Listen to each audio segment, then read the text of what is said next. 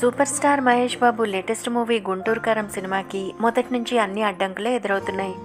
అసలే లేటుగా మొదలైన గుంటూరు కారం షూటింగ్ సాఫీగా సాగకుండా ఎన్నో అడ్డంకులను ఎదుర్కోవాల్సి వస్తోంది. మొదటగా పూజా హెగ్డేని హీరోయిన్గా అనుకున్న ఆ తర్వాత ఆ ప్లేస్ని కాస్త శ్రీలీల ఆక్యుపై చేసింది. ఇక ముఖ్యంగా సంగీత దర్శకుడు తమన్ మొదటి నుంచి మహేష్ బాబు తమన్ని మ్యూజిక్ డైరెక్టర్గా వద్దన్నాడు. కానీ త్రివిక్రమ్ శ్రీనివాస్ పట్టుబట్టి మహేష్ బాబుని ఒప్పించి మరీ గుంటూరు కారం సినిమాకి తమన్నే మ్యూజిక్ డైరెక్టర్గా తీసుకున్నాడట. కేవలం మహేష్ బాబే కాకుండా మహేష్ ఫ్యాన్స్ కూడా ముందు నుంచి తమన్ని వ్యతిరేకిస్తున్నారు. కానీ ఆ మూవీలోని ఫస్ట్ సాంగ్ మహేష్ బాబు ఫ్యాన్స్కి నచ్చటంతో కాస్త చల్లబడ్డారు. కానీ రీసెంట్గా రిలీజ్ అయిన ఓ మై బేబీ పాట మహేష్ బాబు ఫ్యాన్స్ని చాలా దారుణంగా నిరాశపరిచింది. ఆ పాటలోని లిరిక్స్, మ్యూజిక్ అస్సలు బాలేవంటూ సోషల్ మీడియాలో బాగా రచ్చ చేశారు మహేష్ బాబు ఫ్యాన్స్.